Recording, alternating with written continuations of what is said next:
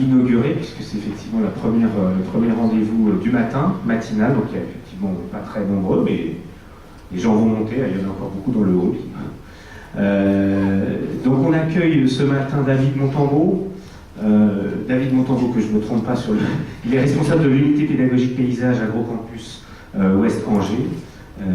Et il a effectivement travaillé beaucoup sur l'arbre champêtre dans le périmètre Val-de-Loire. C'est une conférence qu'on a co-organisée, le CAUE, donc Conseil d'architecture, d'urbanisme et de l'environnement de Loir-et-Cher, et la mission Val-de-Loire, qui travaille sur ces sujets dans le cadre effectivement de ces prérogatives sur le suivi du classement UNESCO. Voilà, merci. Et puis la règle du jeu, on a environ 1h30 à passer ensemble. Donc on finira évidemment par les questions, et puis ensuite on enchaînera sur une table ronde qui sera consacrée à la charte de l'arbre. Voilà.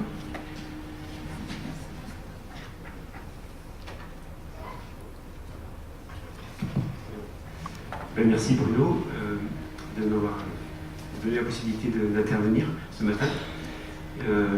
Donc oui, je suis moi de l'école d'Angers, du paysage d'Angers, qui s'appelle Agrocampus Ouest, et puis rattaché en recherche à l'unité mixte de recherche CNRS, Espace et Société. Alors je vais vous parler des arbres champêtres dans le Val-de-Loire à partir de quelques expériences, et puis en essayant de prendre un peu plus de recul par rapport à la question des arbres champêtres en général.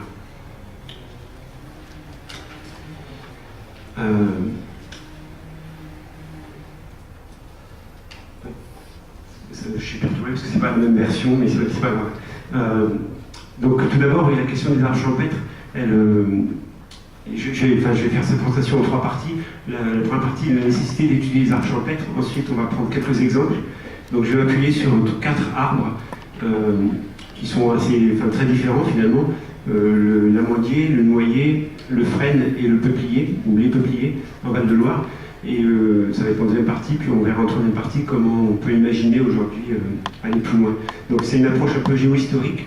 Et ce que je vais essayer de présenter à travers ces exemples, qui ne sont pas tous complètement aboutis, mais c'est la nécessité de revenir justement à une approche assez précise, une compréhension très précise de l'arbre dans le monde agricole, pour justement trouver des solutions ensuite d'aménagement.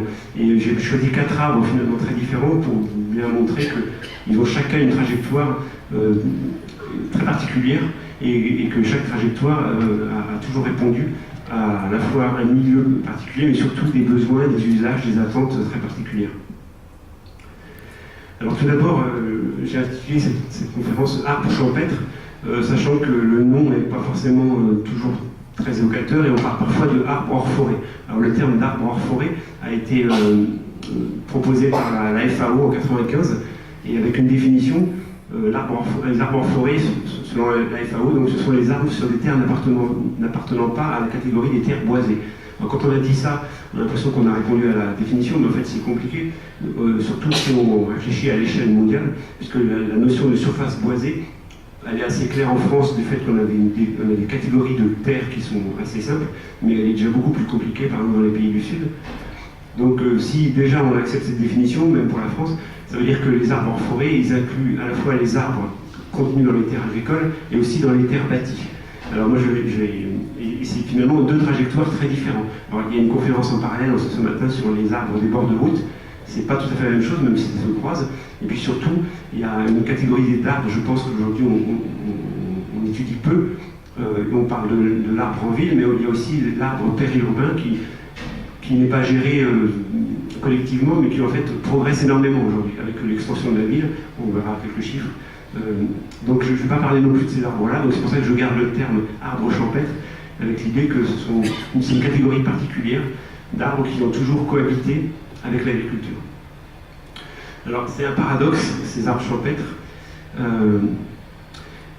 Donc ils ont toujours été associés à l'agriculture, mais le paradoxe c'est qu'ils ont toujours été à la fois complémentaires, auxiliaires, mais aussi concurrents. Et ça c'est peut-être aussi ce qui est passionnant dans cette histoire-là, c'est qu'en fait on a toujours cherché à avoir des arbres dans le monde agricole tout en s'en méfiant, avec l'idée que l'utilité était toujours compensée ou contrecarrée par le fait que c'était nuisible ou gênant ou perturbant pour les cultures voisines. Donc il y a toujours une compétition entre les cultures et les arbres pour le sol, l'eau, la lumière, donc tous les éléments nutritifs en fait. Et puis, donc je disais, des arbres à la fois utiles et gênants. Et deuxième paradoxe, c'est qu'aujourd'hui, ce sont des arbres qui sont en très nette régression depuis plusieurs décennies. Et on s'inquiète de plus en plus sur l'avenir de ces arbres hors forêt, enfin les arbres champêtres plutôt. Alors qu'en fait, parallèlement, la forêt française, en tout cas, augmente considérablement. Les arbres de ville augmentent aussi. Donc c'est une catégorie laissée un petit peu à part. Alors, un petit graphique réalisé par Philippe Pointreau en 2004 qui essaye de montrer la trajectoire parallèle de l'arbre des champs et puis de l'arbre forestier. Et on voit bien que ces deux évolutions totalement opposées. Pendant une grande période, la forêt a considérablement régressé en France, au point que ça est devenu très inquiétant, d'où l'ordonnance de Colbert en 1669, je crois. Et puis les incitations pendant au moins un siècle, et même un siècle et demi, de replanter absolument des forêts. Et donc là, je fais un parallèle avec ce que je disais tout à l'heure, la conférence sur l'arbre des routes. L'histoire de l'arbre des routes est intéressante, puisque justement, ça a été une façon de compenser la perte des forêts, ça a été de planter les bords de route à un moment donné. Et puis, depuis la révolution industrielle, depuis l'abandon de certaines terres un peu moins intéressantes pour l'agriculture, en particulier toutes les terres de montagne, eh bien la forêt française augmente considérablement. Alors ça ne veut pas dire qu'elle est forcément bien gérée, qu'elle est forcément planifiée, parce qu'il y a aussi beaucoup de bois spontanés, n'empêche que la quantité d'arbres présents sur le territoire augmente considérablement. Mais à l'inverse, si on regarde la courbe du bas qui représente l'arbre des champs, eh bien en fait on a eu une extension des champs aux dépens de la forêt pendant de nombreux siècles. Et puis cette extension, on va le voir avec quelques exemples, l'apogée de cette extension, ça a été au moment où on a cloisonné les grands communaux, on a partagé les grands communaux, donc on a étendu le bocage et finalement multiplié considérablement l'arbre des champs, juste avant finalement de le considérer comme très gênant dans un nouveau système agraire et finalement ensuite le faire régresser. Donc on voit bien avec ces deux courbes que ces deux trajectoires totalement différentes et finalement deux histoires aussi totalement différentes qui complexifient sans doute l'étude de ces arbres-là, puisqu'ils ont été rapidement aussi, souvent délaissés par les forestiers et mal compris par les agronomes. Donc pour compléter cette question du paradoxe de l'arbre champêtre, donc des arbres omniprésents, souvent représentés et donc finalement très méconnus, très peu de statistiques. Ils ont longtemps été absents des recensements forestiers, non comptés dans les recensements agricoles. Alors depuis quelques années, depuis une vingtaine d'années, justement, certains auteurs se sont préoccupés de l'avenir de ces arbres de champs. Donc je vous ai cité Philippe Pointreau, qui a été vraiment un des fondateurs des recherches dans ce domaine-là. Et donc depuis l'Institut forestier national en 1998, et puis l'enquête sur les terres agricoles Terrouti 80, ont inclus différentes catégories d'arbres des champs pour essayer de surveiller leur trajectoire. Même si on a quelques statistiques, finalement aussi on a très peu de descriptions précises sur les formes et les usages, et vous allez voir donc après l'étude de ces arbres passe forcément par d'autres biais pour essayer de comprendre leur histoire et comment ils ont évolué. Et puis un autre élément aussi peut-être très culturel, c'est qu'en fait, vu qu'on fait des statistiques, en tout cas en France, sur l'occupation du sol, on fait des statistiques sur les surfaces. Et c'est compliqué de mesurer des surfaces d'arbres isolés. Donc finalement, c'est comme c'est pas mesurable en surface, à nouveau, ils sont passés complètement à côté des statistiques. Je me rappelle une petite anecdote, je travaille en parallèle sur la question des poiriers dans le dos fronté, dans le bocage orné. Et les poiriers, originalement, ils sont autour des champs. Il n'y a pas vraiment de vrais vergers à poiriers.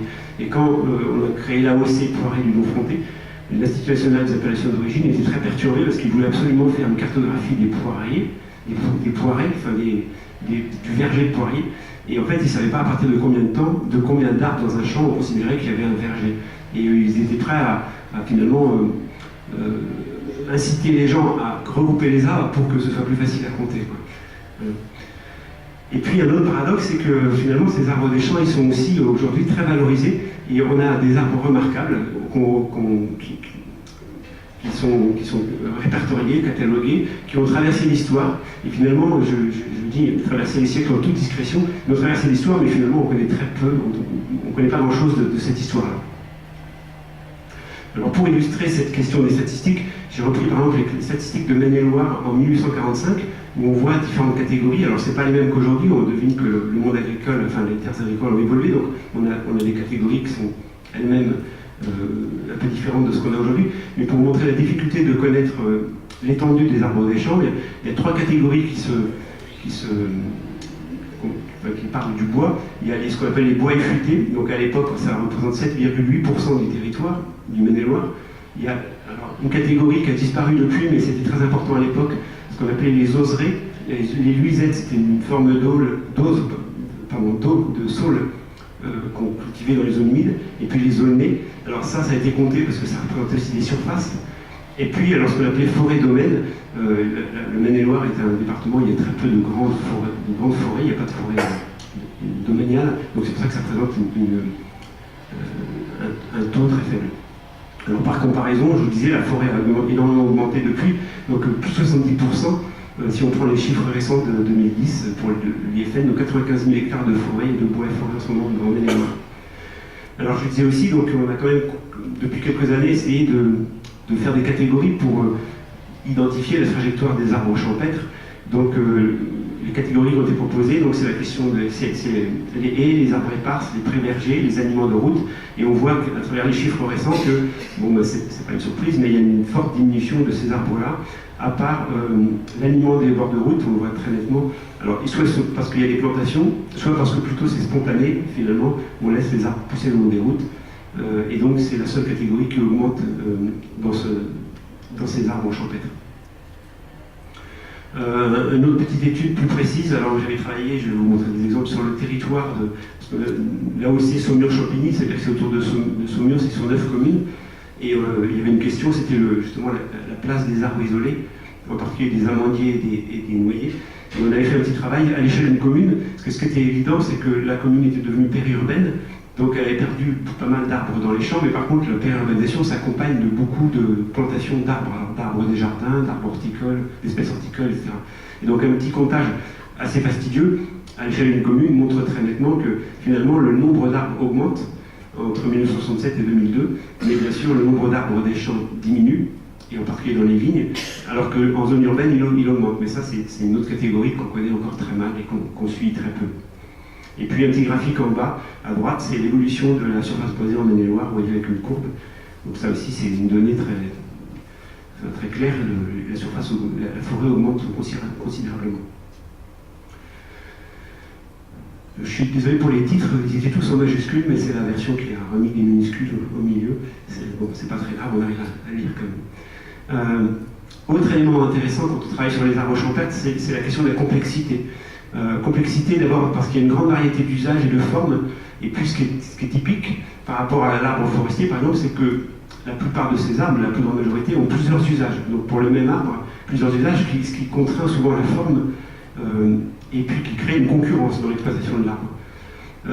Ces usages en plus souvent sont attribués à plusieurs propriétaires. Alors on verra avec les formes têtards, ça c'est classique, parce que le tronc appartenait au propriétaire, les branches au fermier. Donc les gens se partagent la ressource et ça crée aussi des formes très particulières. Autre complexité, donc différents modes de distribution dans l'espace agricole. Donc je vous disais, on a créé quelques catégories. Donc on reconnaît des arbres en ligne autour des champs. Donc ça peut être des lignes qui forment des haies, des clôtures, ou simplement des alignements. Des arbres le long des routes, les chemins et les cours d'eau. Des arbres isolés. Donc là, il y en a beaucoup aujourd'hui, mais on va voir avec l'exemple des noyers, des amandiers, que c'est plutôt un héritage et que ce n'est pas forcément une volonté au départ. Par contre, donc, quand on parle d'arbres champêtres, bien sûr, il y a aussi ce qu'on appelle les prés vergers. Donc ce sont là on peut parler d'agroforesterie, en fait ce sont les champs qui ont au minimum deux productions, la production de la culture qui est au niveau du sol et puis de l'arbre verger, l'arbre fruitier, qui lui est réparti sur toute la parcelle. Et donc on fait la distinction entre pré-verger et verger, c'est en fonction de la densité d'arbres.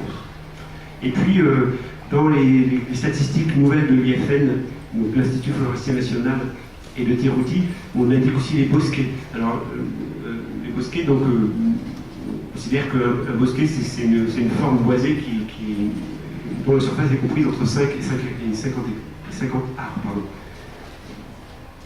Autre élément qui explique la complexité, c'est que, on va le voir avec par exemple l'exemple des peupleraies et des peupliers, c'est qu'on a des formes très évolutives. Donc on parle souvent d'arbres traditionnels, de formes traditionnelles dans les champs, mais finalement la tradition, elle renvoie à une référence, et quand date cette référence, c'est toujours la question. Et finalement, il y a eu énormément d'évolution en fonction des usages et puis des connaissances, bien sûr. Et puis enfin, ça c'est aussi un élément classique dès qu'on travaille sur l'arbre des champs, c'est difficile de les identifier. Alors moi-même, je ne suis pas forestier, j'ai une formation d'agronome au départ, puis de géographe. Alors je ne me risquerai pas à entrer dans la systématique, et même si je donne quelquefois le nom de certaines variétés. Mais dès qu'on travaille sur du local, en fait, il y a des noms, il y a une complexité incroyable des noms qu'on attribue aux arbres, avec des mêmes variétés qui ont des noms différents d'une localité à l'autre, et puis à l'inverse, des variétés différentes qui ont le même nom entre deux localités. Et donc ça complexifie encore l'étude, en tout cas historique. Et puis ces variétés, on va le voir aussi avec les exemples, elles évoluent aussi tout le temps parce que les agriculteurs, en tout cas autrefois, n'avaient pas acheté des arbres dans les pépinières, donc en fait ils replantaient systématiquement ce qui repoussait, ou ils sélectionnaient par expérience, et finalement ils faisaient eux-mêmes de la sélection sans le savoir, et donc faisaient évoluer les variétés. Alors un volet, bien sûr, quand on travaille sur le paysage, qu'il ne faut pas négliger, c'est aujourd'hui ce que j'appelle la magie de l'arbre champêtre, ou la poésie de l'arbre champêtre. Donc c'est un paradoxe, à la fois il est très peu connu, enfin, il est assez méconnu dans son histoire, dans l'histoire de ses usages, de ses pratiques, et en même temps excessivement représenté, en particulier par les impressionnistes au XIXe siècle, qui se sont attachés à être le plus fidèle possible à la forme de ces arbres. Donc je présente trois peintres qui sont parmi les plus talentueux pour représenter l'arbre champêtre. Donc Camille Pissarro, ici avec des formes têtards autour d'un abreuvoir. Alors, bon, le peintre paysagiste, je vais vous donner une citation de Chateaubriand après, qui se moque un peu des peintres paysagistes. Il faut s'en méfier parce que bien sûr, ils ont peint plus leurs impressions que la réalité géographique. N'empêche que les très bons paysagistes étaient bons observateurs, et donc par exemple la mare, l'abreuvoir représenté par Pissarro est très très logique. Dans le monde entier, dès qu'on a une mare, en fait, dès qu'on a un abreuvoir, on a des arbres autour, et souvent c'était ça, parce qu'elles servaient d'ombrage aux troupeaux, aux bergers aussi bien sûr. Et puis voilà, c'est un assemblage qui est très, très courant dans le monde rural. On a donc bien sûr le verger. Un autre peintre qui a été un des plus fameux illustrateurs de l'arbre des champs et des amandiers en particulier, bien sûr, c'est Van Gogh. Alors on va parler des amandiers du Saumurois, ceux-là ne sont pas dans le Saumurois, mais ces tableaux sont magnifiques. Et puis Van Gogh aussi fait des études de crayonnage sur les formes têtards. Donc un vieux dessin où il s'exerce à dessiner les bouleaux têtards aux Pays-Bas, et puis les sols têtards au coucher du soleil. Encore une fois, c'est une approche qui est presque géographique dans la précision du dessin. Et puis, ce que nous révèlent aussi, bien sûr, ces tableaux, au-delà de la poésie, c'est déjà les formes. On n'a pas encore la situation, la localisation, les usages, mais les formes elles-mêmes nous traduisent des éléments d'usage. En particulier, toute cette étude sur les peupliers de Claude Monet. Donc, il y a une quinzaine de tableaux réalisés par Monet sur le peuplier. Et on voit bien qu'à l'époque, en tout cas, les peupliers étaient excessivement taillés. Ils avaient un usage très particulier. On reviendra dessus, c'est sur l'utilisation pour les fagots et puis pour nourrir les animaux. Alors pourquoi étudier les arbres champêtres? Je vous disais, je cite Chateaubriand qui, à la même époque, regrette que les paysagistes ne soient pas plus naturalistes, ne connaissent pas assez la nature. Et donc, il y a une lettre magnifique qui s'appelle « Lettre sur l'art du dessin dans les paysages », où il dit « Quelquefois, le paysagiste comme le poète, faute d'avoir étudié la nature, viole le caractère des sites.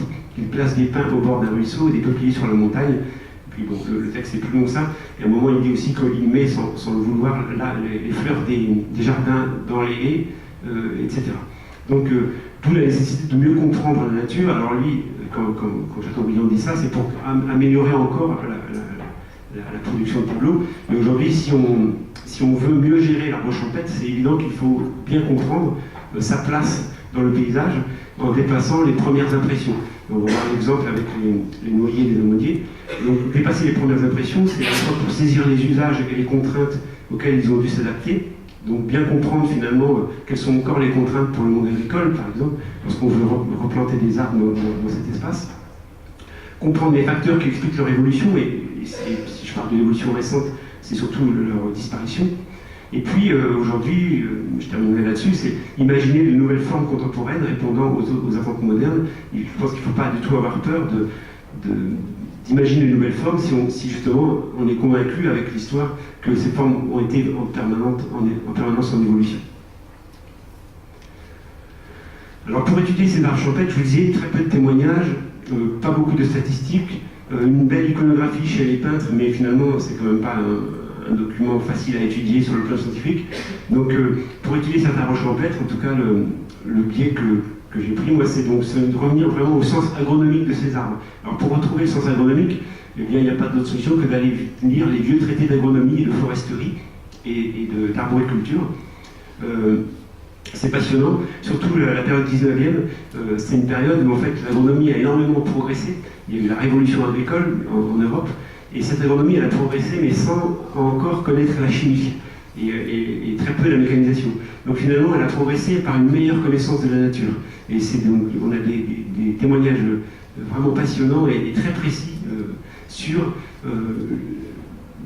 les potentiels de chaque arbre, ses contraintes, la physiologie, etc., vu à travers les usages qu'on peut en faire. Je m'appuie sur un géographe qui avait étudié les mares et qui disait l'usage fait le lieu, l'usage fait la forme. C'est-à-dire qu'une fois qu'on a bien compris comment on percevait l'arbre et quels étaient les usages, on peut déjà en déduire la place qu'il va avoir dans le paysage, la localisation et finalement la forme aussi qu'il va prendre. Alors un autre corpus d'études, c'est les cartes anciennes. Donc là, c'est pas facile parce que les arbres ne sont pas toujours représentés. On a la chance parfois sur certains cadastres napoléoniens d'avoir un dessinateur qui a été très attentif et qui a représenté presque chaque arbre, mais ça c'est très aléatoire. Et puis par contre, avec l'ouverture de l'IGN, l'IGN a ouvert sa bibliothèque de photographie aérienne très récemment, il y a encore 2-3 ans, on n'avait que des grandes séries au 25 millième, mais depuis l'année dernière, je crois. En tout cas sur le Maine-et-Loire, on a des séries de photographie aérienne à très haute résolution, alors c'est aussi très aléatoire, elles ne couvrent pas tout le territoire, mais quand on a la chance d'avoir une série des années 40, 50, au 2000e ou au 5000e, et bien tout d'un coup, vous verrez quelques exemples, on a des informations précises sur la forme des arbres. Et puis alors bien sûr, une autre entrée pour comprendre l'histoire de ces arbres, c'est d'étudier les usages locaux et le droit. Du fait que ces arbres étaient en permanence en compétition, je vous disais, c'était à la fois très intéressant d'avoir des arbres, mais en même temps très contraignant, ça a été excessivement réglementé. Donc ça a été réglementé dans l'ancienne coutume, ça a été réglementé dans les baux ruraux.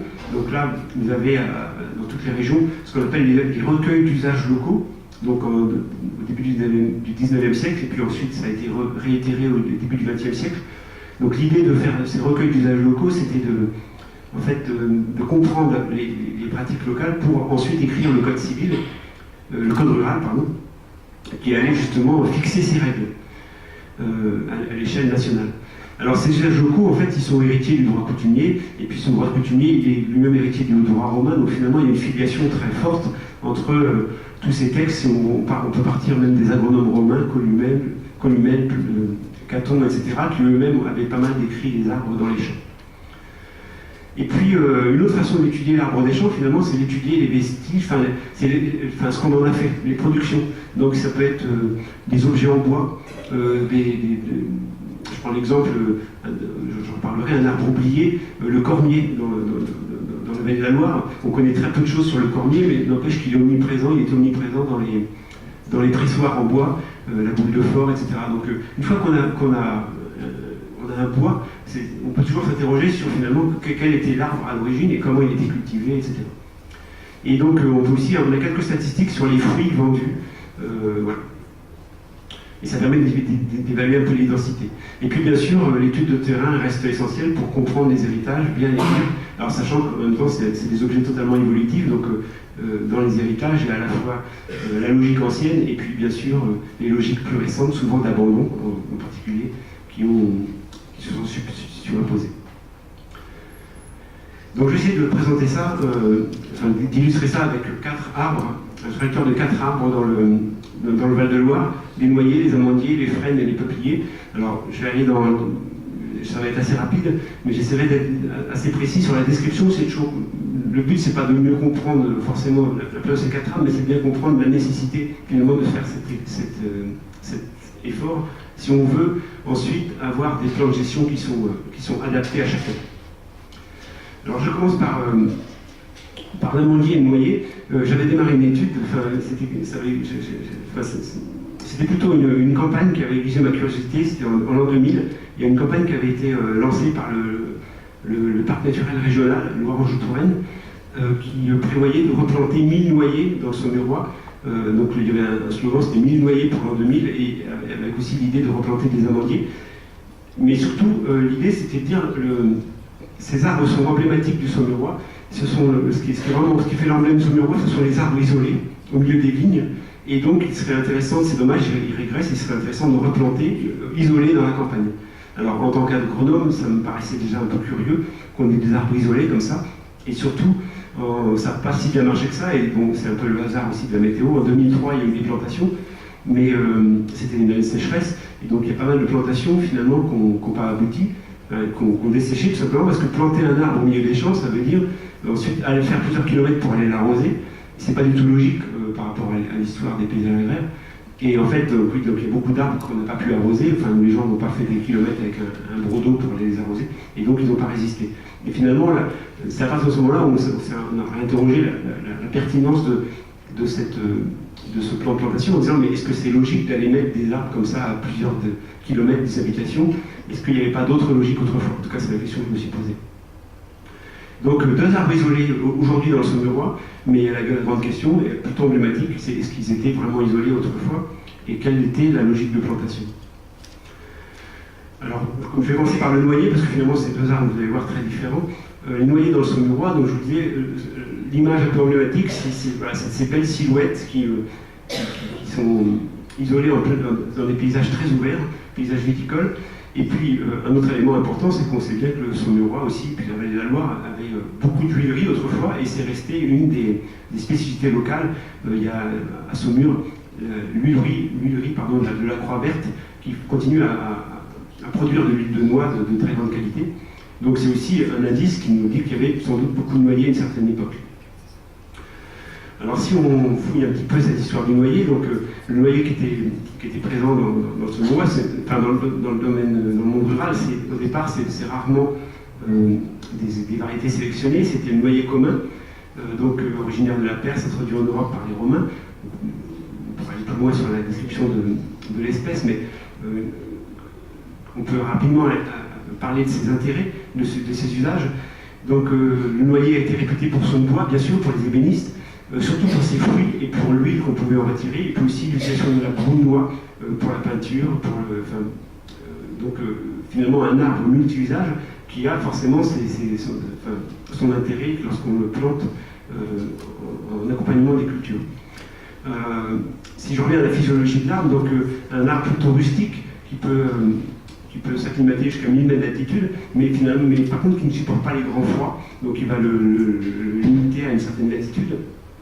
Et puis on dit souvent que le noyer est adapté au sol calcaire, il supporte aussi des sols légèrement acides, donc il est assez quand même répandu à l'échelle de la France. Et puis par contre la multiplication donc, se fait essentiellement par semis de noix, puis si on veut faire des variétés un peu plus élaborées, par greffe. Un élément important, c'est qu'il supporte difficilement la taille, et donc ça c'est important pour les arbres ruraux. Donc s'il supporte difficilement la taille, ça veut dire qu'il va garder une forme assez majestueuse et finalement faire beaucoup d'ombre. C'est là où on entre dans l'idée de la compétition. Un autre élément très important aussi dont il faut tenir compte quand on place un arbre au milieu des champs, c'est que le fait que ses racines sont traçantes. Et les racines traçantes, c'est gênant pour les cultures voisines, mais ça l'était d'autant plus autrefois qu'on manquait de fumier pour nourrir les cultures. Donc, tout arbre à racines traçantes était considéré comme un compétiteur, un arbre qui allait concurrencer les cultures et qui allait manger le fumier qu'on avait eu du mal à mettre sur les cultures. Donc on se méfiait énormément des arbres à racines traçantes, que ce soit dans les haies ou en alignement. Et puis alors un élément que les agronomes d'autrefois ne connaissaient peut-être pas forcément, mais ils étaient observateurs, ils avaient bien compris que sous les noyers, il n'y a pas grand-chose qui pousse. Alors c'est à la fois lié à l'ombre, et puis vous connaissez sans doute la légende que si on se couche sous un noyer, on peut tomber malade. En fait, donc depuis, on a bien montré que les noyers produisent une substance qui s'appelle la juglone, et finalement, après une pluie, cette juglone se répand au niveau du sol, et c'est un inhibiteur de respiration qui empêche, pas toutes les variétés, mais beaucoup de variétés herbacées, qui empêchent la germination de variétés herbacées. Alors tout ça fait que, quand on interroge la place de ces noyers dans les champs, on devine qu'en fait, ils étaient localisés à certains endroits, et on s'en méfie beaucoup. Donc, si je reprends quelques citations d'un forestier du XIXe siècle, Dubreuil, qui nous dit « C'est donc en bordure du côté nord ou en avenue et non au milieu des champs qu'il convient de planter le noyer, donc on va se méfier à la fois de l'ombre et de sa proximité avec les cultures. Et puis si on regarde le droit, eh bien l'ancienne coutume d'Orléans obligeait la plantation d'un noyer, interdisait la plantation d'un noyer à moins de 4 toises des vignes, donc c'est-à-dire 7 mètres 20. Et puis l'ancienne coutume d'Anjou était plus pernicieuse, en quelque sorte. Elle autorisait un éloignement de 3,60 mètres. Et les usages locaux de 1911, dans le Saône-et-Loire, rappellent que les arbres de Auger doivent être éloignés de 2 mètres des cultures. Mais dans le recueil des usages locaux, on souligne qu'il y a des revendications locales, de viticulteurs locaux qui réclament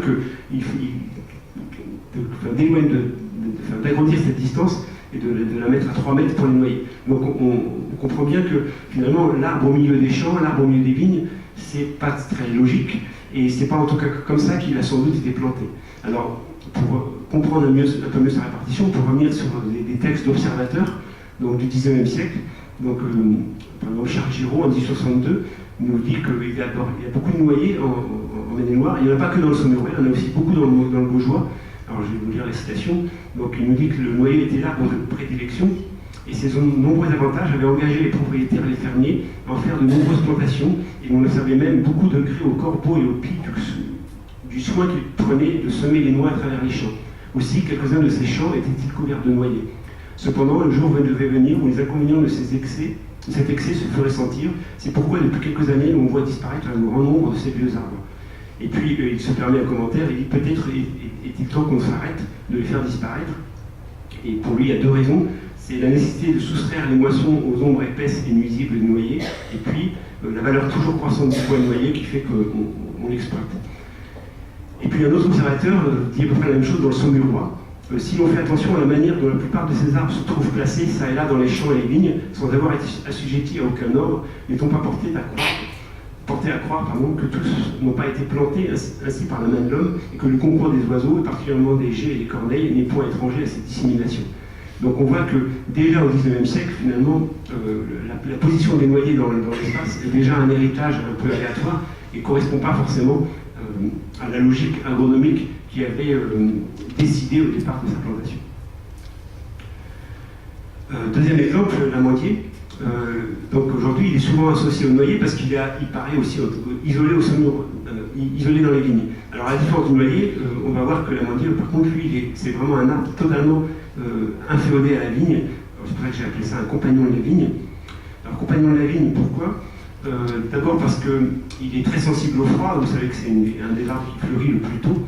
Et donc forcément, avec les gelées de printemps, si on veut avoir des fruits, il faut justement qu'il n'y ait pas trop de gelée au printemps. On peut avoir des fleurs, mais elles ne vont pas jusqu'à la fructification. C'est un arbre qui, par contre, a l'avantage de se plaire dans des sols très pauvres. Mais par contre, il a une racine pivotante, donc à la différence du noyer. Et donc, il aime les sols profonds et perméables. La multiplication par semis aussi, essentiellement. Par contre, c'est un arbre qui porte bien la taille, et surtout, il a un avantage par rapport à l'agronomie, c'est que son feuillage est très ténu et très léger. Et donc finalement, il fait peu d'ombre. Et donc racines pivotantes. Alors finalement, toutes ces qualités lui font que, historiquement, on a toujours considéré que l'amandier était un compagnon de la vigne et même un marqueur de la vigne. Si on lit les vieux agronomes comme Olivier de Serres en 1600 ou alors Chaptal qui a fait un traité sur la vigne, ou Bouchard, encore un autre spécialiste de la vigne au XIXe siècle, nous raconte qu'on met des amandiers, c'est presque par coutume, c'est aussi comme indicateur de savoir si la vigne allait se plaire. Et puis surtout en termes d'usage, un des usages très classiques dans les pays du Sud, en tout cas méditerranéens, c'était de se servir de l'amandier pour faire grimper les vignes. Vous savez que la culture de la vigne autrefois, elle se faisait à l'origine ce qu'on appelait en autain, c'est-à-dire qu'on faisait grimper les vignes sur des arbres, et pour ça, il fallait un arbre qui a un ancrage au sol très solide, donc des racines pivotantes, un ombrage pas trop encombrant pour permettre au raisin de mûrir, et puis bien sûr un arbre qui a les mêmes exigences pédoclimatiques. Donc finalement l'amandier était le compagnon presque indispensable de la vigne, en tout cas dans les pays méditerranéens. Autre fonction qu'on accorde aux amandiers dans les vignes, du fait qu'il accompagne bien la vigne et il ne fait pas trop d'ombre, il peut en faire aussi suffisamment pour protéger des gelées printanières. Donc ça aussi, ça explique certaines plantations d'amandiers dans les vignes. Et puis enfin, l'amandier donc, fait partie de la famille des prunus. Et donc en tant que prunus, il a servi de porte-greffe à beaucoup de pruniers, pêchers, abricotiers. Et on peut imaginer qu'il y a beaucoup d'amandiers finalement qui se sont ressemés naturellement, simplement comme héritage de ces porte-greffes. Et puis enfin, le bois de l'amandier peut être aussi intéressant et les feuilles de l'amandier sont aussi reconnues pour la qualité du fourrage. Alors, si on s'intéresse plus particulièrement au saumurois, encore une fois, si on lit les observateurs du XIXe siècle, on trouve quelques textes qui parlent des amandiers. Donc, Millet de la Turtaudière, en 1856, nous dit « Les amandiers plantés dans nos vignes préservent des gelées un certain nombre de cèpes au moyen de l'ombre qu'ils projettent lors du lever du soleil. Mais cet avantage est racheté par d'autres inconvénients et, en somme, les amandiers sont dans une vigne plus nuisibles qu'utiles. Aussi, leur nombre diminue-t-il chaque année. » Donc à nouveau, on sent qu'on a un arbre résiduel qui, déjà au XIXe siècle, commençait à diminuer et commençait à se disperser de façon plus aléatoire. Un autre commentaire, on voit encore beaucoup d'amandiers dans les vignes de nos coteaux où ils se sèment d'eux-mêmes, mais leur nombre va toujours en diminuant, car ils nuisent aussi à la végétation de la vigne et à la maturité du raisin. Néanmoins, quand les amandiers ne gèlent pas au printemps et que le fruit réussit bien, leur produit peut s'élever au 10e de la vigne. Alors si on va un peu plus loin et si on cherche à essayer de comprendre, enfin d'évaluer la densité d'amandiers et de noyers dans le saumurois, on peut aller voir les quelques statistiques qui ont été réalisées sur les arbres et sur les arbres fruitiers. Alors pour ça, il y a un recensement dans Maine-et-Loire qui est intéressant, en 1929. Tous les arbres ont été, alors, je ne sais pas quelle a été la méthode, mais tous les arbres ont été comptés. C'est-à-dire qu'on a vraiment un nombre d'arbres par pied. Donc pêchers, cocotiers, pruniers, amandiers, noyers. Alors déjà, enfin, les résultats montrent que si on parle d'arbres emblématiques, on s'aperçoit que c'est finalement les arbres les moins présents. Les pruniers étaient beaucoup plus emblématiques, les pêchers aussi, alors eux ils ont moins résisté avec le temps sans doute. Et puis en particulier les amandiers finalement étaient déjà très peu nombreux. Et puis si on regarde le commerce de noix et d'amandes dans les registres de l'époque, en fait autant il y a un vrai commerce de noix qui est indiqué, mais quasiment pas de commerce d'amandes. Donc encore une fois on peut penser que c'est un arbre qui s'est retrouvé parmi les vignes, qui avait quelques usages, mais qui était finalement pas très... il y avait aussi beaucoup de contraintes, donc c'est pas finalement énormément répandu.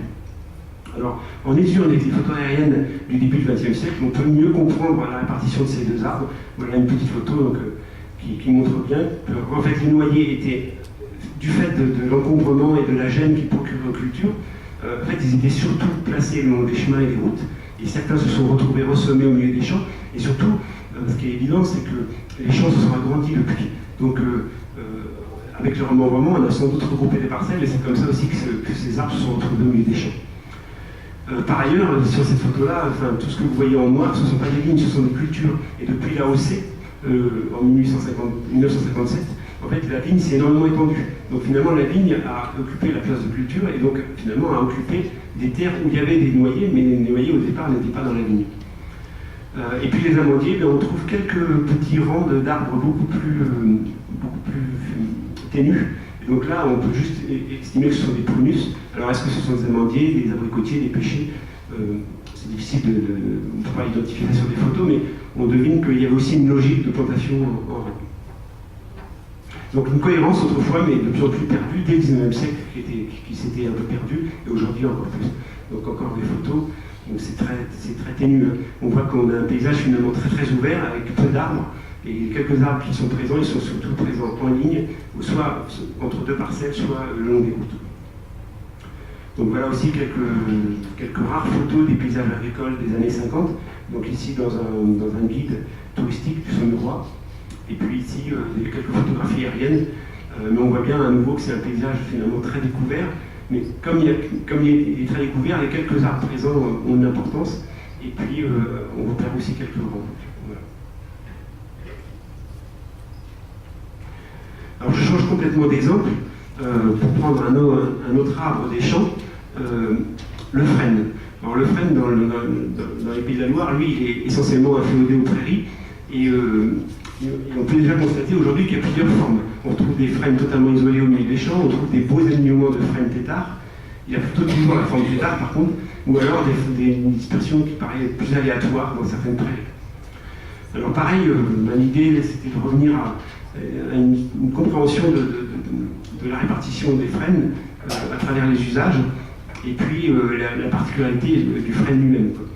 Donc on sait que le frêne, en tout cas localement, il peut avoir plusieurs usages, mais localement il était surtout recherché pour son bois, pour son feuillage, et puis bien sûr sa capacité à se développer en zone inondable. Donc c'est un arbre plutôt rustique, mais qui est très sensible à la sécheresse, et qui a besoin de lumière. Donc besoin de lumière, ça veut dire aussi que il y a quelques bois de frêne, mais c'est typiquement un arbre qu'on va semer, qui va très bien pousser s'il a une terre nue au départ. Donc c'est typiquement un arbre qui se plie bien dans les champs. Et puis donc lui, il supporte très bien la taille, et par contre il a des racines pivotantes très développées, donc un système racinaire qui peut être concurrentiel, mais dans les prairies c'est beaucoup moins gênant. Donc accompagnons la prairie humide pour aller vite. Donc pour comprendre sa place dans les champs, finalement, il faut se dire aussi que du fait qu'on a beaucoup utilisé la feuille de frêne pour nourrir les animaux, donc les animaux raffolent du frêne. Donc ça c'est le grand paradoxe des arbres des champs, c'est que à la fois les arbres sont intéressants dans les champs parfois pour les animaux, mais les animaux les mangent. Donc comment on fait au départ? Forcément il faut trouver des techniques pour les protéger. Donc les protéger, c'est les disposer de façon réfléchie au départ, donc plutôt autour des pâtures, sans doute à l'écart des pâtures, en bout de champ, et puis ensuite protéger par des broussailles, etc. Si on veut comprendre l'évolution de ces formes, en fait, finalement, il est surtout associé aux haies, et donc il faut revenir à l'évolution des haies. Donc, je vais vous montrer quelques exemples. L'évolution des haies, depuis les Romains, on sait bien que la haie, c'est plutôt une clôture avant tout. Et donc une clôture, ces clôtures, elles ont évolué au cours du temps. Au départ, l'idée, c'était avant tout d'avoir des clôtures impénétrables, et donc pour ça, on avait plutôt des clôtures basses, et le frêne va être plessé comme d'autres essences, le saule, le chêne, etc. Et puis l'orme. Et puis ensuite, la clôture va devenir aussi de plus en plus une zone ressource, donc un espace de fourrage par exemple, ou de bois. Donc à ce moment-là, vous allez voir, les formes vont évoluer. Alors ce qui est typique pour le frêne, du fait qu'on a un arbre qui est typiquement agraire, c'est pas un arbre fruitier, c'est pas un arbre très peu, en tout cas dans la région forestière, on a encore moins de descriptions que pour les autres arbres, donc la déduction elle se fait que par analyse de textes, de pratiques agronomiques, et puis de quelques vues anciennes, rares plus anciennes. Alors la haie plessée, donc ça c'est classique, c'est la haie ancienne. L'idée c'était de faire une clôture, on n'avait pas de fil barbelé, on n'avait pas de fil électrique, donc comment on empêchait les animaux de passer des pâtures aux cultures? Eh bien il fallait créer une haie de broussailles, ou mieux encore, avec des végétaux qui on entrelacé, qui finissaient par faire une barrière infranchissable. Donc le frêne a servi à ça, il y a encore des vestiges de ces haies plessées comme ici. Donc la meilleure haie, c'est pas du frêne, la meilleure haie de clôture pendant très longtemps c'était l'aubépine.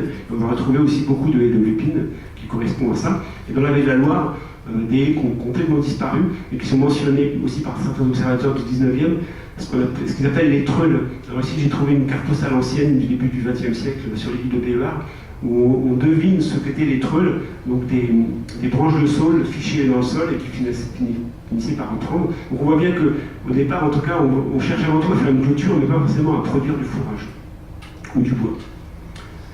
Alors une rare photo d'un aviateur angevin prise par ballon sur la baie de la Loire au début du XXe siècle, où on voit bien que sur cette île de Chalonne, on voit des alignements de frêne. Alors autour des champs, donc là c'est pas forcément autour des prairies, mais surtout, on va voir sur d'autres zones, on a des prairies inondables où on voit qu'il y a une forte densité de frêne. Donc c'est pas forcément en haies qu'ils sont conduits, mais plutôt en une sorte de taillis d'alignement, et on peut imaginer que c'était plutôt des prés et qu'on les mettait à pâturer plutôt en fin de saison, au moment où on érusait les feuilles, c'est-à-dire où on récoltait les feuilles pour les donner à manger au troupeau. Alors quelques photos haute résolution qui nous montrent bien ici dans la vallée vous voyez au nord, une prairie qui est vraiment parsemée de frênes, ce sont sans doute des frênes têtards. Donc on sent bien que c'est une sorte de réserve de bois et de fourrage un peu à l'écart des clôtures. Je continue, donc ici dans la vallée, plutôt en face de l'Othion. Alors j'ai mis un petit encart sur la gauche, puis le zoom sur la droite. À nouveau, tout au bord de la Loire, une série d'arbres têtards. On voit bien avec les silhouettes, avec l'ombre, ce sont des photos prises en hiver, enfin au mois de mars. Donc on voit très bien les ombres, et les ombres nous montrent les silhouettes, on a des formes têtards, et c'est comme si on avait un taillis de têtards en zone vraiment très inondable. Alors c'est difficile de savoir si c'est exactement des frênes, ça peut être aussi des saules, des peupliers même, mais donc les héritages aujourd'hui nous font croire qu'il y avait beaucoup de frênes en tout cas, et puis quelques lignes aussi. Donc si je zoome, vous repérez bien la silhouette au sol des têtards. On voit un arbre de tige ici, donc avec une silhouette bien différente. Et donc c'était des arbres qui étaient excessivement élagués pour le bois et pour le fourrage. Encore un autre exemple, toujours pareil.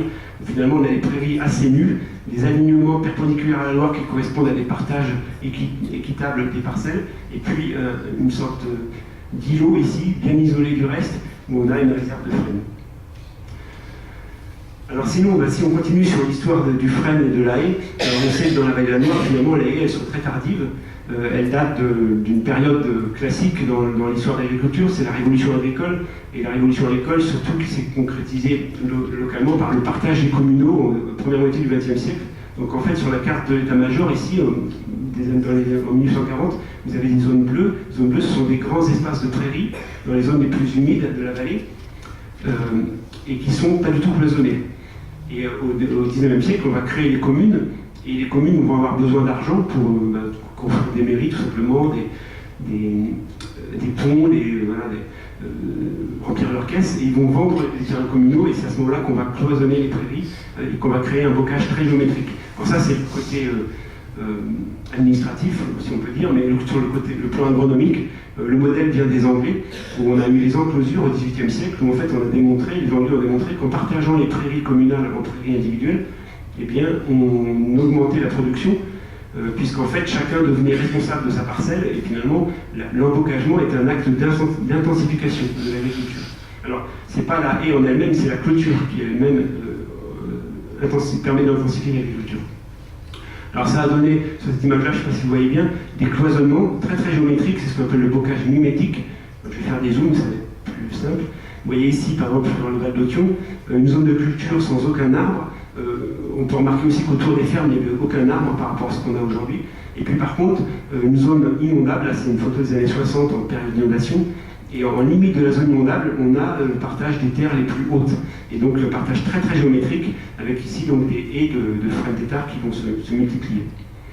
Alors encore une fois, les haies qui se multiplient, elles ne sont pas forcément constituées de frênes au départ. C'est avant tout, l'idée avant tout c'est de faire des clôtures. Ici une étude du Muséum d'histoire naturelle au début du XIXe siècle qui étudie la meilleure clôture à mettre dans les champs. Et donc vous voyez que la clôture elle est très très étroite. Le but c'est d'avoir le moins d'emprise au sol, le plus d'efficacité avec le moins d'emprise, la hauteur la plus faible, donc elle s'est excessivement taillée. Et puis par contre, très rapidement, ce qui va se passer, c'est qu'on va avoir besoin de plus en plus de bois, parce qu'il y a une pénurie de bois, et donc on peut deviner que dans ces clôtures, bien, on va laisser pousser des espèces, soit on va en planter, soit on va laisser pousser des espèces qui poussent naturellement. Et donc voilà un héritage actuel de haies telles qu'elles ont dû se multiplier à cette époque-là, c'est-à-dire des haies de clôture au milieu desquelles on laissait pousser des frênes, et ces frênes, donc je vous disais, le tronc appartenait au propriétaire, les branches aux fermiers, donc avec une forme très particulière. Mais si on va un peu plus dans le détail, on observe des photos à grande résolution, on s'aperçoit que les dernières plantations les plus tardives, donc vous voyez ici par exemple sur la commune de Cornay, il y a une petite photo, non c'est de Cornay, ouais.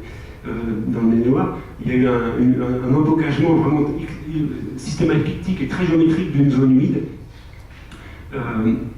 Donc ça s'est fait très tardivement, et plus ça s'est fait tardivement, en fait, plus on imagine que le rôle de clôture a diminué, puisqu'on avait aussi depuis inventé le fil barbelé.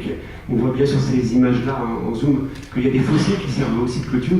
Et donc finalement, plus ça a été, moins on a attribué le rôle de clôture à la haie, et plus on a attribué le rôle de ressources forestières. Et donc c'est ce que nous dit Louis Poirier. Alors Louis Poirier, c'est le nom civil du géographe Louis Poirier, mais c'est en fait écrivain très connu de la vallée de la Loire, qui a refusé le prix Goncourt, Julien Gracq, voilà. Donc Julien Gracq, avant d'être écrivain, était géographe. Il a écrit des textes magnifiques de géographie, de description des paysages. Et il s'étonne dès 1934 pourquoi on continue à avoir des haies dans les Pays de la Loire, en disant mais c'est périmé. Et en fait, non, parce que l'intérêt c'est d'avoir du bois finalement. Et c'est plus dans l'intérêt du bois. Alors si on zoome sur les sans doute les plus tardives plantées dans les Pays de la Loire, donc on peut imaginer que ces arbres-là, ils ont été plantés toute fin 19e ou début 20e. On voit dans les silhouettes, on pourrait même mesurer la hauteur, que en fait, c'est des arbres qui n'ont pas encore été taillés en tétard. Il n'y a pas de, cette fois-ci, il n'y a pas de fourrage. C'est-à-dire que c'est vraiment des alignements de tétard sans aucun fourrage dans l'air.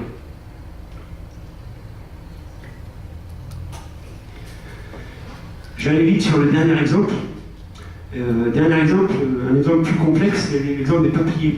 Les peupliers, on dénonce beaucoup la peupliculture aujourd'hui dans le Val-de-Loire, mais ce qui est intéressant, c'est de revenir sur les peupliers et pas le peuplier, puisqu'en fait, c'est un arbre très particulier par rapport aux autres que je vous ai présentés, parce qu'il est dioïque, c'est-à-dire qu'il y a des pieds mâles et des pieds femelles, et finalement, ça fait qu'il y a, enfin, ça c'est la première caractéristique, et la deuxième caractéristique, c'est que finalement, la meilleure façon de multiplier les peupliers, c'est par bouture.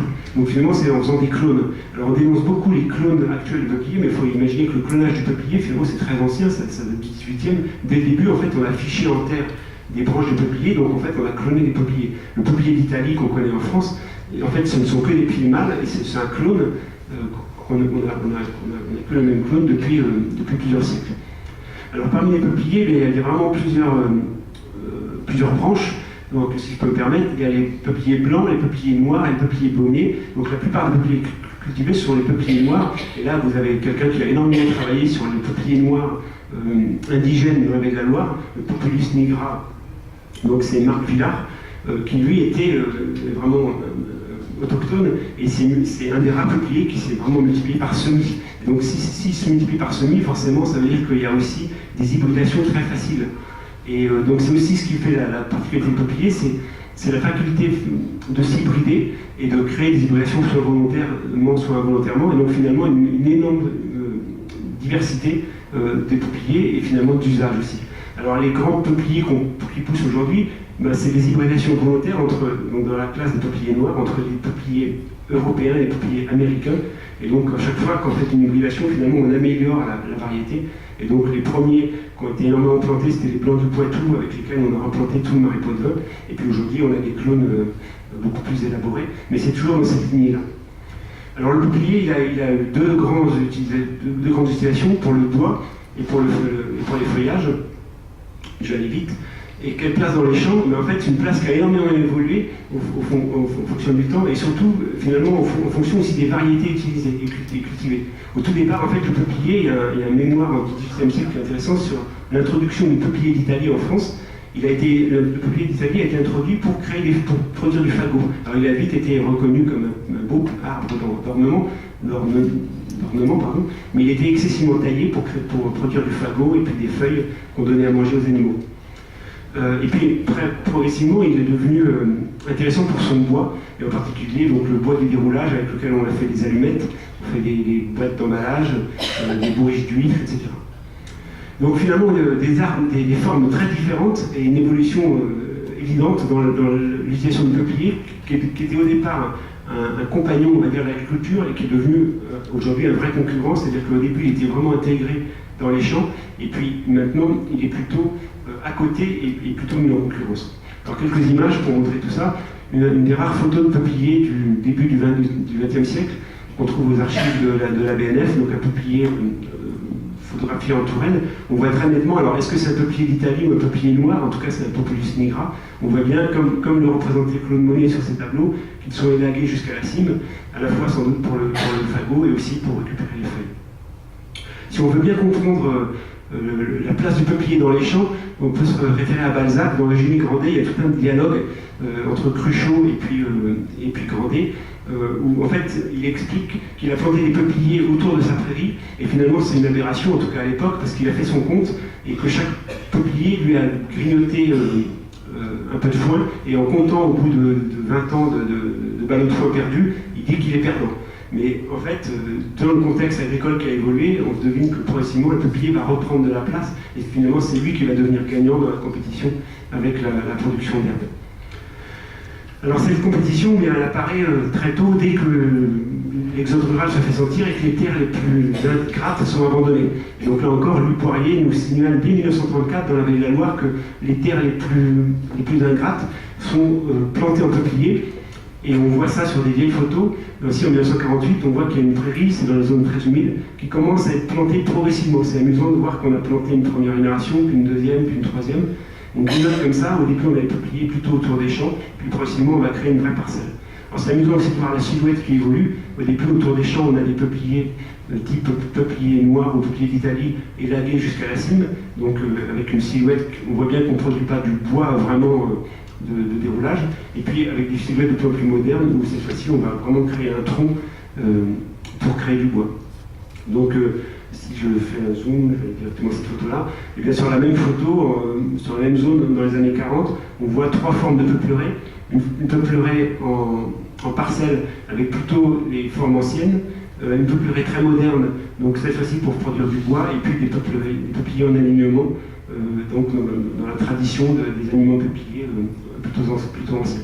Donc on voit bien progressivement, bien, l'arbre a pris la place des prairies, et là vous avez un petit montage photo entre 1950 et les années 2000, la même zone, on voit bien qu'il y a eu une transformation complète de l'agriculture. Le bocage mimétique qui avait été planté au 19e a été arraché, et à l'inverse, les grandes peupleraies ont été plantées dans la vallée. Bon, ça, vous connaissez tout ça, ça a été beaucoup dénoncé depuis, et il y a eu beaucoup d'aides pour planter ces peupliers. Aujourd'hui, elles ont été supprimées, et beaucoup d'acteurs aimeraient revenir plutôt en arrière.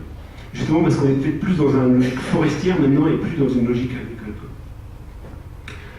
Alors, quelques arbres oubliés aussi, parce que j'ai pris quelques exemples, mais il y en a d'autres sans doute qui mériteraient des études encore plus poussées. Le cornier, il y a un jeu très traditionnel, on en joue, c'est la boule de forge dans la Loire. Les plus belles boules de forge sont fabriquées en cornier, donc on se devine qu'il y avait toute une logique de plantation qui serait intéressante. Un arbre complètement oublié, c'est que dans le Saumurois, on a élevé le ver à soie dans toute une partie du 19e siècle, donc il y avait beaucoup de mûriers. On n'a pas très peu de traces de ces mûriers. On parle beaucoup de végétaux autochtones aujourd'hui, mais un élément marqueur des beaux paysages viticoles de la vallée de la Loire, c'est le cèdre du Liban. Les belles propriétés ont planté des cèdres du Liban. C'est intéressant aussi d'étudier ces arbres-là. Et puis de nombreux fruitiers qui ont sans doute aussi disparu. Alors, dernière partie, rapidement, quel avenir pour l'arbre champêtre quand on travaille comme ça sur des analyses un peu plus précises? Eh bien, ce qu'on peut dire, c'est qu'aujourd'hui, il y a une multiplicité des rôles qui sont reconnus. On parle de la possibilité de développer du bois énergie, de gérer les flux d'air et brise-vent, et contre l'érosion, contre le ruissellement, etc. Maintien de la biodiversité, qualité des paysages, mais au risque parfois d'avoir des attentes très contradictoires. Je prends l'exemple du frêne tétard dans le Maine-et-Loire. Eh bien, il y a eu des polémiques il y a quelques années, parce que pour certains agriculteurs, c'était devenu une gêne, donc ils avaient envie d'enlever les frênes tétards, ou en tout cas, ils les entretenaient plus. Ils étaient incités par les ébénistes qui recherchaient de belles loupes de frênes tétards pour faire des tableaux de bord de voitures de luxe. Et donc ils ont racheté des quantités énormes de frênes tétards, donc ce qui a contribué à leur disparition plus rapide. Donc ça a créé un conflit avec les écologues qui, eux, ils voient une niche écologique qui abrite le scarabée pique-prune en particulier. Pour les historiens, pour les gens qui défendent le patrimoine, c'est un témoin de l'histoire locale, donc il faut les préserver. Pour les touristes, un lieu de repos. Donc c'est des arbres multi-usages. Ça a toujours été des arbres multi-usages, mais aujourd'hui avec parfois des compétitions et des contradictions. Alors comment résoudre ces contradictions? Sans doute négocier, dialoguer, mais aussi inventer de nouvelles formes, oser inventer de nouvelles formes. On voit bien que les formes ont sans cesse évolué, donc il faut sans doute se mettre dans cette trajectoire-là, oser faire évoluer les formes. Je me réfère au grand historien Pierre Nora qui a travaillé sur la question de la mémoire des lieux, qui nous dit que la mémoire c'est évolutif et que garder la mémoire des lieux, c'est pas forcément garder un objet, mais c'est garder aussi un processus. Donc pour préserver la mémoire des lieux, ça peut être aussi conserver la logique qui a fait qu'on a des formes qui ont évolué, donc finalement changer de forme, mais garder les mêmes logiques. J'aime bien utiliser cette expression aussi. Je pense qu'aujourd'hui, l'enjeu, c'est de reconstruire le paysage à l'endroit, en repartant justement du territoire, des besoins, et pas forcément des modèles tout construits qu'on a du mal ensuite à appliquer à des territoires. Je vais montrer juste un exemple.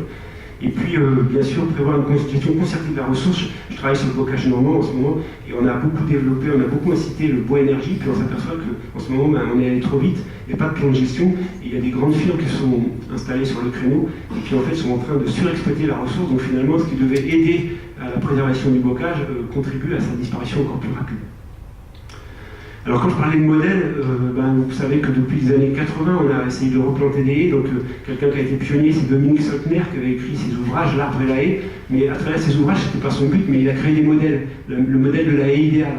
Et finalement, le modèle de la haie idéale, il n'existe pas, parce qu'il doit être réinventé localement, mais on a cherché à l'imposer parfois, ce qui fait que ça a créé des conflits avec ces agriculteurs qui ne s'y retrouvaient pas. Et puis, c'est pas forcément une haie qui est pratique pour tout. Voilà. Et puis moi j'ai travaillé pas mal sur le territoire de Saumur-Champigny où il y a des incitations à replanter des haies. Alors l'idée était devenue des viticulteurs qui voulaient mettre ce qu'ils appelaient des zones écologiques réservoirs. Alors ça pouvait être des haies, ça aurait pu être des bosquets, ça aurait pu être des arbres isolés. Sauf que en fait les seules aides qui existaient à l'échelle du département et de la région, c'était pour la replantation des haies. Donc ils ont voulu planter des haies dans le Saumur-Roi, mais planter des haies au milieu des vignes, c'est presque une hérésie. Donc on voit aussi que l'initiative était locale, c'était intéressant, mais planter un modèle déjà conçu dans un territoire posait des vraies questions ensuite de mise en œuvre. Voilà, donc je termine avec ces images-là. Oser une nouvelle agroforesterie, sans doute. Je sais qu'il y a eu une conférence sur l'agroforesterie, mais c'est pas encore très appliqué, mais il y a des recherches actuellement. Alors, il faut reconnaître que l'agroforesterie avait beaucoup de succès dans les milieux méditerranéens. Pourquoi? Parce qu'il y a une ressource inépuisable là-bas qui est plus difficile à avoir chez nous, c'est le soleil. Donc la compétition, on peut mettre plusieurs cultures sur la même parcelle et avoir toujours autant de soleil. Dans le Maine-et-Loire, ça va être plus compliqué, il faudra espacer les arbres un peu plus. Voilà, donc en conclusion, les arbres champêtres sont le reflet d'une civilisation agraire en perpétuelle évolution. Il faut reconnaître que le rapport entre l'agriculture et ces arbres a toujours été compétitif, et donc il y a toujours eu des concurrences, des conflits, donc il faut l'accepter, et c'est un bon équilibre qui a été trouvé autrefois, et c'est sans doute un meilleur équilibre qu'il faut retrouver aujourd'hui.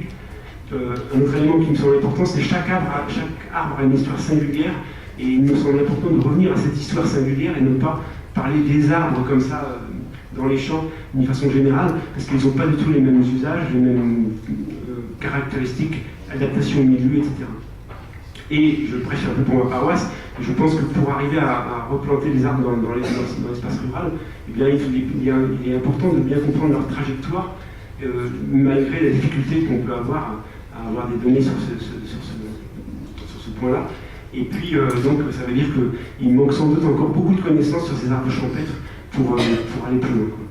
Et je termine avec une belle image de ma région d'origine et d'affection, le bocage bas normand, avec des poirées, des poiriers disposés dans les champs et des arbres sur les talus. Et ça, c'était l'image du bocage du passé dans les années 50.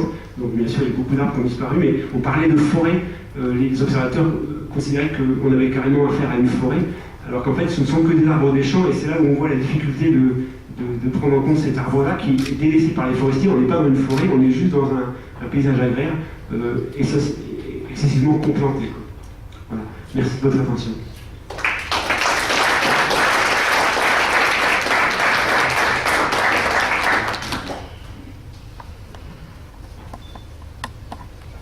Merci beaucoup. Est-ce qu'il y a des questions dans la salle?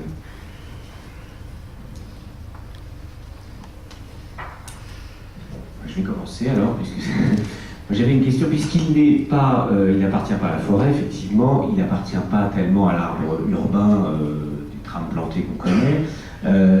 Donc finalement, ces alliés, c'est qui ces alliés, ou ce qui va permettre finalement d'essayer de l'accompagner, voire de le protéger?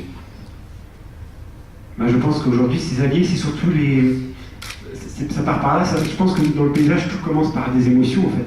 Et donc, le premier allié, c'est l'émotion de ceux qui voient disparaître ces arbres. C'est aussi le ressenti de ceux qui...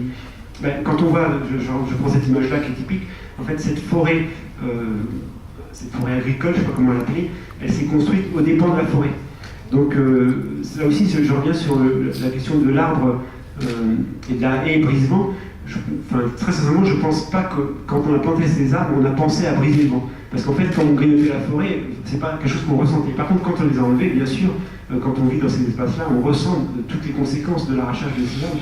Donc aujourd'hui, c'est en réaction à ça qu'il y a des associations qui se montent, il y a des riverains qui râlent. Dès le début du remembrement, il y a eu des gens qui ont été très sensibles au côté, à la perte du patrimoine, et puis aussi au côté très, très, très concret d'un changement de milieu et d'un changement de microclimat, quoi. Alors après, une fois qu'on est entré par l'émotion, mais ça ne suffit pas. Il faut réussir à sensibiliser, il faut réussir aussi à trouver des nouveaux débouchés. Et puis, je persiste à croire que c'est vraiment l'arbre oublié du fait qu'il n'est pas intégré dans l'agronomie moderne et il n'est pas intégré dans la forêt. Et donc finalement, il a été oublié, mais il est à redécouvrir, et l'agronomie moderne est en train de le redécouvrir, et aussi tous les bienfaits qu'il peut apporter aux cultures. Dans les pays méditerranéens, c'est évident, quoi. L'arbre, justement, comme il y a beaucoup de soleil, il fait aussi de l'ombre et il aide à améliorer les cultures. Et les éleveurs savent bien que dans un pays de bocage comme ça, en année sèche, il y a beaucoup plus d'herbes qui poussent au pied des arbres. Il évite, même dans les terrains très argileux, finalement, et très humides, la sécheresse. Alors, il n'est pas bienvenu partout, mais une fois qu'on a senti l'envie et le besoin de replanter ces arbres, je pense que ce qui est important, c'est de dialoguer, d'identifier les nouvelles contraintes, les nouveaux atouts, les nouvelles contraintes, et puis peut-être de réinventer des nouvelles formes. Voilà. Mais, je ne sais pas si ça répond bien à la question.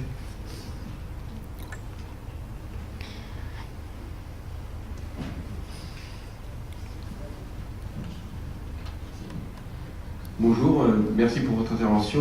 Moi je suis arboriste grimpeur en Vendée, donc j'habite dans le bocage vendéen. Moi c'est plutôt des chênes qu'il y a beaucoup dans les haies. Et pendant plusieurs années, alors c'est des ouvrages que j'ai lus je ne suis pas assez vieux pour les avoir vus, mais il y a pendant une quarantaine d'années, une cinquantaine d'années, les chênes ont été laissés, on a arrêté de les exploiter en bois de chauffage. Et maintenant, il y a, je ne sais pas si on peut appeler ça une mode, mais beaucoup de gens, des agriculteurs, mais pas que, réexploitent ces chênes. Donc ils refont des têtards qui ont 40 ou 50 ans, donc ils ont une qualité de repousse derrière qui est quasi inexistante, et du coup les haies, elles perdent leur valeur, il y a plus de... les chênes, ils repoussent très très mal après. Alors comment est-ce qu'on peut faire en sorte d'arrêter ce phénomène-là, quoi? Ils exploitent les chênes, mais ils sont beaucoup trop... ils ont plus de repousse derrière, quoi. Ils exploitent une fois, et puis après ils seront plus...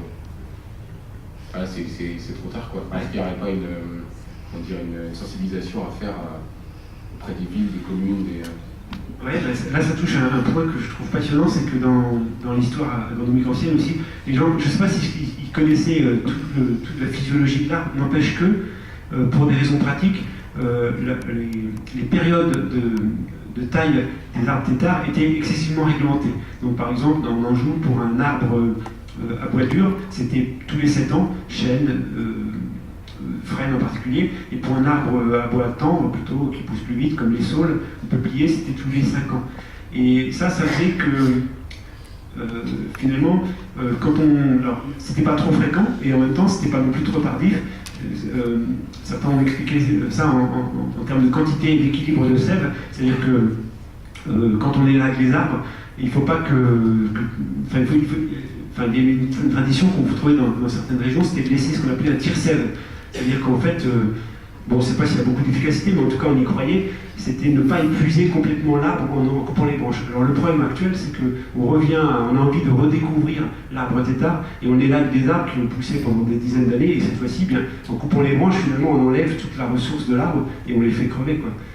Donc on s'épuise. Donc là, la sensibilisation, c'est peut-être de dire, de replanter des arbres, de retrouver l'usage et des nouvelles formes têtards si on veut faire des têtards. Mais pour ces arbres-là, je pense que cette fois-ci, on peut pas, une fois qu'ils ont vraiment poussé, que les branches sont énormément développées, c'est pas judicieux d'en faire des têtards, quoi. Ouais. Mais c'est pas évident parce que c'est exactement ce qui se passe dans le bocage normand, c'est-à-dire qu'on a laissé tomber le bois énergie, puis on le redécouvre, alors pour des raisons économiques aussi, mais finalement les formes ont évolué et la pratique actuelle elle est plutôt destructrice. Alors qu'en fait l'idée c'était de redévelopper le bois énergie pour reconstruire.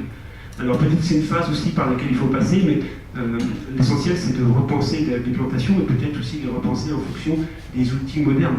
Je pense à une forme très particulière d'arbres des mondes en Bretagne sur les Ragos, dans le pays de Rennes, Alors, on explique cette forme très longiligne, je ne sais pas si vous voyez à quoi ça ressemble, c'est des têtards très hauts. On pense que c'est parce qu'on exploitait surtout les fagots pour alimenter les boulangers de Rennes. Alors cette forme-là, finalement, elle s'adapte bien aux techniques modernes, puisqu'on les élague avec des nacelles. Donc finalement, c'est assez rentable et ça a l'air de bien démarrer. Par contre, les formes têtards traditionnelles, c'est quand même dangereux d'aller les élaguer. Peut-être que voilà, c'est peut-être une forme qui n'est plus vraiment adaptée à l'exploitation moderne, quoi. Mais, ouais.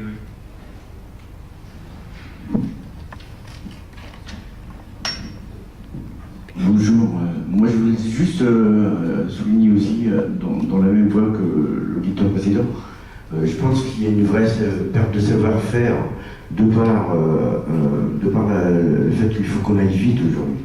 Donc il faut vite connaître du copeaux pour avoir du bois énergie, il faut qu'on...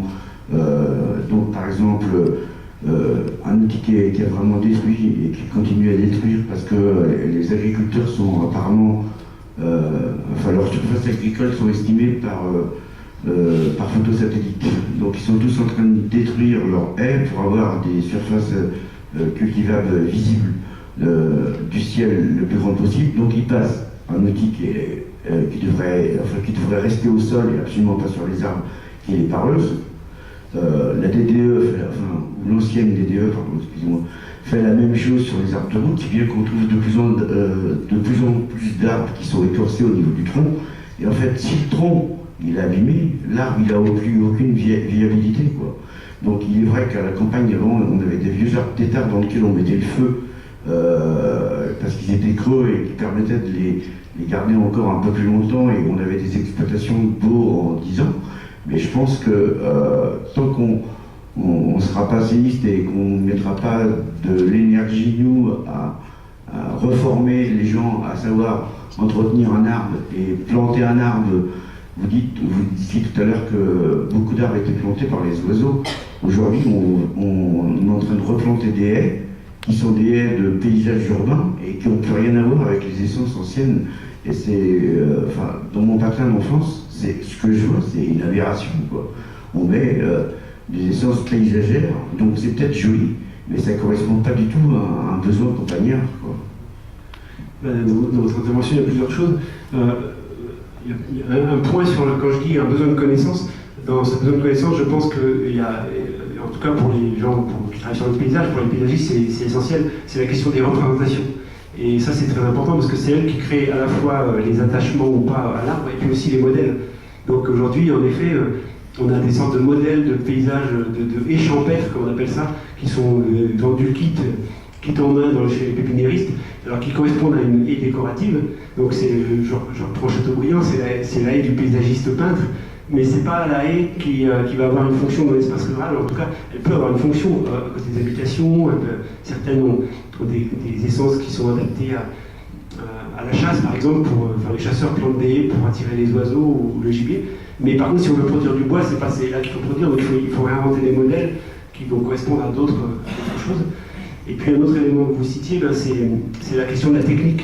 Et c'est évident que les formes évoluent aussi en fonction des techniques d'exploitation. Et donc les pareuses, c'est quand même reconnu comme un outil qui est très dégradant pour les haies, mais aujourd'hui il y a les lamiers qui sont plus intéressants, parce que ça fait des coupures plus franches. Et c'est vrai que ça change complètement la forme des haies. Ça fait des haies maintenant qui sont avec des beaux rideaux verticaux.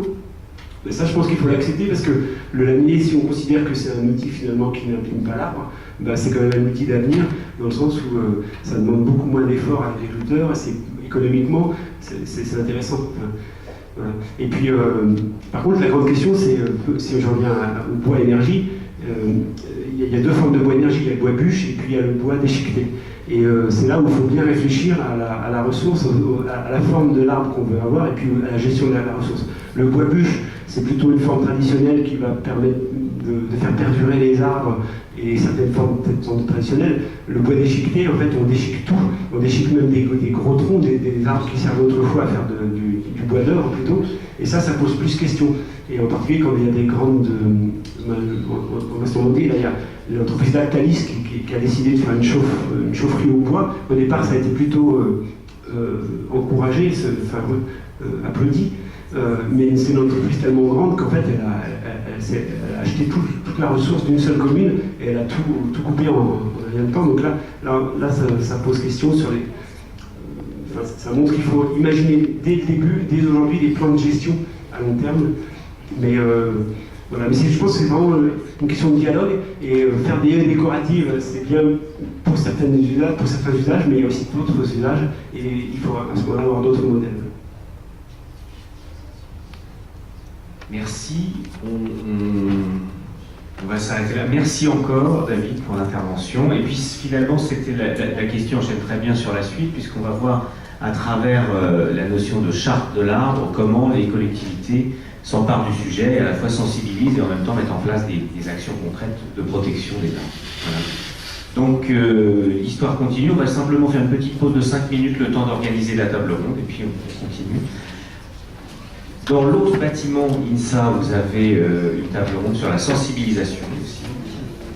Et puis cet après-midi, la biennale continue avec des tables rondes, des conférences, et puis une conférence importante à 19h. Non pas que celle-ci ne le soit pas, mais c'est parce qu'elle est dans un autre bâtiment à la Halle-au-Grain avec Francis Allais. Voilà.